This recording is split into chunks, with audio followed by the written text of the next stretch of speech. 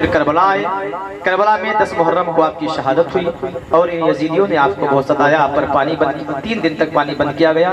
اس کے بعد آپ کو شہید کر کے یہ یزیدی وغیرہ جو یزیدیوں کی طرف سے جو فوج ماری گئی تھی، جو فوجی اور جو لشکر مارے گئے تھے، ابن سعد نے اور یزیدیوں نے ان کی لاش کو اکٹھا کیا، دفن کیا۔ پھر اس کے بعد بھی کربلا والوں کی لاش کو ایسے ہی چھوڑ دیا گیا۔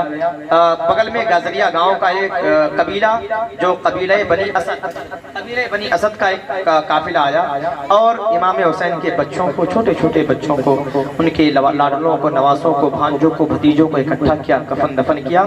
گازریہ گاؤں کے لوگ تھے اور ان کے نماز جنازہ ادا کیا اور دفن کر دیا۔ جو کچھ لوگ 9 لوگ بچے تھے، بچیاں تھیں، بیویاں تھیں، چھوٹے چھوٹے بچے تھے، صرف زین العابدین بڑے تھے، بولو سبحان اللہ۔ حضرت زین العابدین تھے۔ جب یہاں سے لوگ گزرے، حضرت زینب کا جب گزر ہوا بھائی کے اور اپنے بچوں کے، حضرت اون و محمد بھی شہید ہو گئے تھے۔ حضرت اون و محمد شہید ہو گئے تھے۔ حضرت زینب رضی اللہ تعالیٰ عنہا جب اپنے بچوں کے لاش سے گزری، اپنے بچوں کے چہروں کو دیکھا، اپنے بھائی حسین کو دیکھا، حضرت زینب اس قدر رو پڑی، ان کا صبر ٹوٹ گیا۔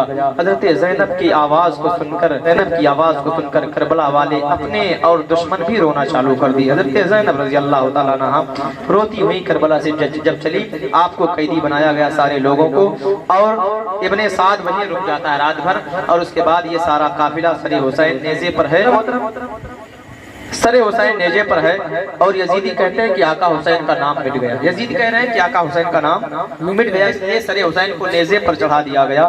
سارے یزیدی خوشیاں منا رہے ہیں، آپس میں باتیں کر رہے ہیں کہ اب حسین کا نام لینے والا کوئی نہیں ہوگا، حسین مر کر مٹی میں مل گئے معاذ اللہ رب العالمین۔ اتنا یہ لوگ کہہ ہی رہے تھے کہ آقا حسین کا سر نیزے پر ہے، لیکن قرآن شریف پڑھنا اسٹارٹ کر دیتے ہیں، بولو سبحان اللہ۔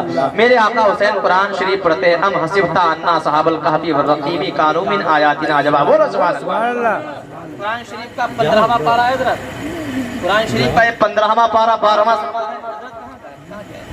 15واں پارہ 12واں صفحہ آپ اٹھا کر دیکھ لیجئے، یہی آیت قرآن پاک کی 15واں پارے کی میرے آقا حسین نے پڑھا، بولو سبحان اللہ۔ جب یزید لوگ کہہ رہے تھے کہ آقا حسین کا نام مٹ گیا، سر نیزے پر ہے، تو میرے آقا حسین نے پڑھا ام حسبتا ان اصحاب الکہف والرقیم کانوا من آیاتنا عجبا۔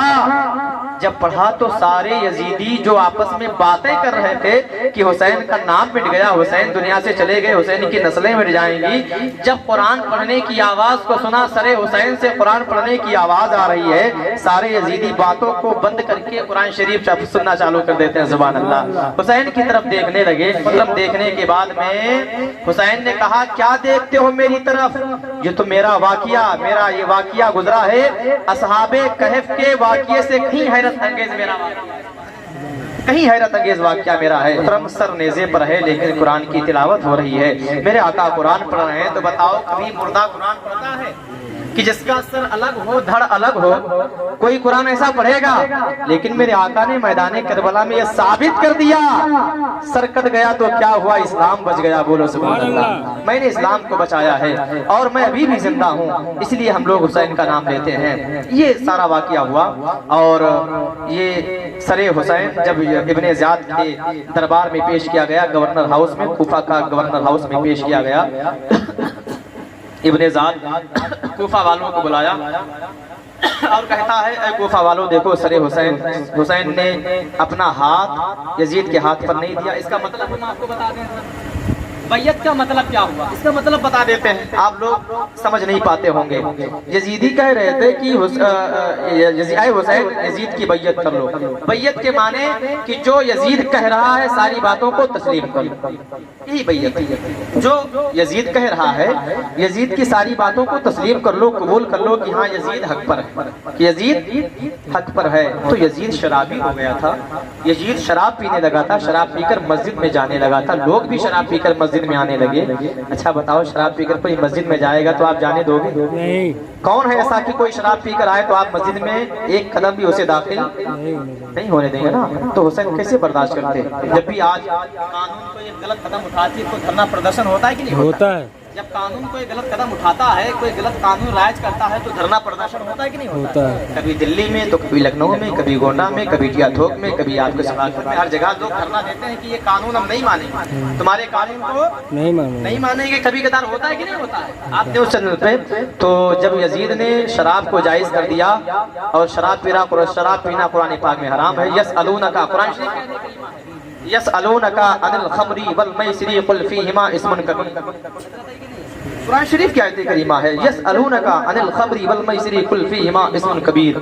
हजरत मोहतरम, इसका माना ये है कि शराब को पीना हराम, शराब को पिलाना हराम, और पीना पिलाना तो हराम ही है, शराब को हाथ लगाना भी हराम। अब शराब हराम है, और शराब अगर यजीद पीता है तो मुखालिफत नहीं होगी। जो बड़े घराने के लिए लोग थे, अब्दुल्ला बिन जुबैर, अब्दुल्ला बिन उमर, बड़े बड़े खानदान के लोग थे, हुसैन बिन अली थे, बोलो सुभान अल्लाह, जो मक्के में रईस घराने के लोग थे, जब इन लोगों ने मुखालिफत किया, अरब के लोगों ने मुखालिफत किया, यजीद तुम्हारी मनमानी नहीं चलेगी, तुम्हारी मनमानी नहीं चलने देंगे। अब यजीद को डर हुआ कि मेरी बादशाही को खतरा आ जाएगा, ये लोग मुखालिफत करेंगे तो हमारी बादशाही चली जाएगी। तो यजीद ने चालाकी से अपने अपने मुख्यमंत्री को, अपने अपने गवर्नरों को, अपने अपने अधिकारियों को हुक्म दिया, जो लोग बड़े लोग मेरी मुखालिफत करें उनको सजा दो और उनसे मेरी बैयत का मुतालिबा करो, अगर नहीं मानते हैं तो उन्हें कत्ल करो गोली से। यजीद ने कहा तभी मेरी हुकूमत बचेगी। यजीद ने कहा, हज़रत मोहतरम, तो ये सारा मामला हुआ, वाक़िया हुआ। उसके बाद इन गवर्नरों ने जहाँ जहाँ लोग आवाज़ उठाए उनको दबाने लगे। तो हुसैन इब्न अली ने कहा कि अगर ऐसा हुआ तो हम मदीना छोड़ देते हैं। मदीना छोड़कर मक्का गए, मक्का से आप मदीना आए। फिर उसके बाद में ये सरे हुसैन जब इब्न ज़ियाद के दरबार में रखा गया तो इब्न ज़ियाद आया, लोगों को बुलाया और सरे हुसैन के लबों पर छड़ी लगाई। उसी बीच में एक सहाबी बैठे थे, सुभान अल्लाह, सहाबी बैठे थे जिनका नाम ज़ैद बिन अरकम था। वो खड़े हो गई, उनके जिस्म में मोहब्बत इमाम हुसैन गालिब आ गई, उनके ऊपर इमाम हुसैन की मोहब्बत उनके दिल में गालिब आ गई। वो खड़े हो गए हुसैन की मोहब्बत में और कहा, ऐ मरदूद, ऐ शैतान, ऐ कमीना। अच्छा एक बात बताओ, पुलिस अगर आपके सामने आ जाए तो उससे कोई अकड़ की बात करता है? पुलिस से नहीं करता है। और जो गवर्नर है, मुख्यमंत्री अपने वक्त का हाकिम है, उससे खड़े हो गए ज़ैद बिन अरकम, ज़ईफ थे, और कहा, कमीना है मरदूद, शैतान, तुझे नहीं मालूम है ये नबी के नवासे हैं। इनको तूने शहीद भी कर दिया है, होठों पे छड़ी लगा रहा है। इन होठों को मेरे मुस्तफा ने हजारों बार चूमा, कई बार चूमा। आखिरकार वो रोने लगे, हुसैन की मोहब्बत में खड़े हो गए। इब्न ज़ियाद ने कहा, अगर तुम ज़ईफ ना होते तो तुम्हें भी मैं आज कत्ल कर देता। ये सहाबी उठकर चले गए और ये काफिला ये दमिश्क गया जहाँ पर यजीद रहता था। हज़रत यजीद के सामने सरे हुसैन को रखा गया। ज़ैनुल आबदीन को पकड़ता है, ज़ैनुल आबदीन के हाथों को पकड़ा यजीद और अलग ले गया। ज़ैनुल आबदीन से माफ़ी मांगा, कहा, ऐ ज़ैनुल आबदीन, मेरी कोई गलती नहीं है। अगर तुम्हारे वालिद गरामी मेरे पास आते, तुम्हारे वालिद हुसैन मेरे पास आते तो मैं कोई रास्ता अख्तियार करता, सुलह का रास्ता अख्तियार करता। मैं हरगिज़ तुम्हारे वालिद गरामी को, हुसैन को शहीद न होने देता। ये मैं नहीं जानता हूँ, इसमें मेरी कोई गलती नहीं है। और यजीद मक्कारी के तौर पर तमाम आंसू गिरा दिए ज़ैनुल आबदीन के सामने कि ज़ैनुल आबदीन हुसैन के साहबजादे हैं, अगर ज़ैनुल आबदीन ने मुझे माफ कर दिया तो मेरी बख्शिश हो सकती है। वो ज़ैनुल आबदीन से बख्शिश की उम्मीद कर रहा था कि ज़ैनुल आबदीन माफ कर दें और मेरी बख्शिश हो जाए। जानता था कि मैंने हुसैन को शहीद किया मेरे हुक्म से, लेकिन ज़ैनुल आबदीन ने उसे बख्शा नहीं, माफ नहीं किया। ज़ैनुल आबदीन से कहता है, ज़ैनुल आबदीन, जो चाहो ये खजाना तुम्हारे सामने है, दिरहम व दीनार तुम्हारे लिए है, जो चाहो आप ले लो, मैं जिंदगी भर आपकी खिदमत करूंगा। लेकिन ज़ैनुल आबदीन, तुमसे मुझे कोई उम्मीद नहीं है, तुमसे मुझे कोई उम्मीद नहीं है। एक दिन मुझे जामा मस्जिद में तकरीर करने का मौका दो, या तो मुझे मक्का पहुंचा दो या तो मुझे मदीना पहुंचा दो। तकरीर की आपने, बहरहाल बहुत लंबा वाक़या हो जाएगा। फिर उसके बाद में ये नौमान बिन बशीर को बुलाया यजीद ने। नौमान बिन बशीर को आज मैं बिल्कुल आपको सुनाना चाहता हूँ कि दास्ताने करबला का पूरा हम पूरी किताब आपके सामने खोल कर रखना चाहते हैं कि कैसे क्या हुआ।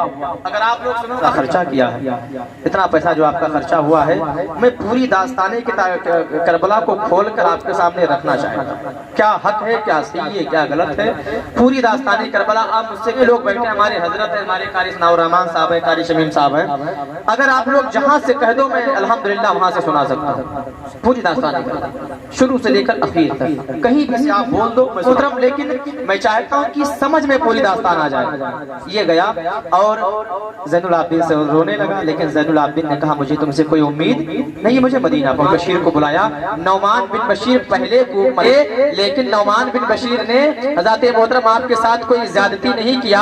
आपके साथ जब कोई ज्यादती नहीं किया तो नौमान बिन बशीर को यजीद ने सस्पेंड कर दिया, माजूल कर दिया था, सस्पेंड कर दिया था, नौकरी से निकाल दिया था। फिर उनकी नौकरी को बहाल कर रहा है और कहता है नौमान बिन बशीर मैं जानता हूं कि तुम्हारे दिल में अहले बैत की मोहब्बत है, तुम्हारे दिल में करबला वालों की मोहब्बत है, ज़ैनुल आबिदीन का काफिला है, तुम दिरहमो दीनार ले लो, सोना चांदी ले लो और जिन सिपाहियों की जरूरत है उन सिपाहियों को ले लो और बड़ी इज्जतों एहतराम के साथ इन्हें ज़ैनुल आबिदीन के काफिले को मदीना पहुंचा दो। किसने कहा? यजीद ने कहा। और चलने के टाइम ज़ैनुल आबिदीन के सामने हाथ जोड़कर खड़ा हो गया यजीद, ऐ ज़ैनुल आबिदीन आप जा रहे हैं लेकिन मुझे वहां से खत लिखते रहना, जो भी जिस चीज की जरूरत होगी आप मुझसे बताना, हम यहाँ से आपके लिए भेज दिया करेंगे। हम यहाँ से ऐ ज़ैनुल आबिदीन मेरी कोई गलती नहीं, मुझे माफ कर दें। लेकिन ज़ैनुल आबिदीन ने माफ नहीं किया।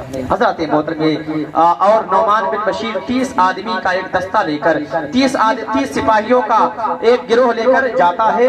गवर्नर होने के बावजूद, अधिकारी होने के बावजूद नौमान बिन बशीर बड़ी इज्जत करते करते, खिदमत करते करते, खाना खिलाते, पानी पिलाते इन काफिला वालों को लुटा हुआ काफिला मदीना पहुंचता। पता लगा मदीने के लोगों को, मदीने की औरतों को पता लगा कि ज़ैनब आ रही है, सकीना आ रही है। हसरत भरी निगाहों को, हसरत भरी निगाहों से देखने के लिए मदीने की सारी औरतें निकल कर बाहर आ गई हैं, घरों से निकल आई हैं।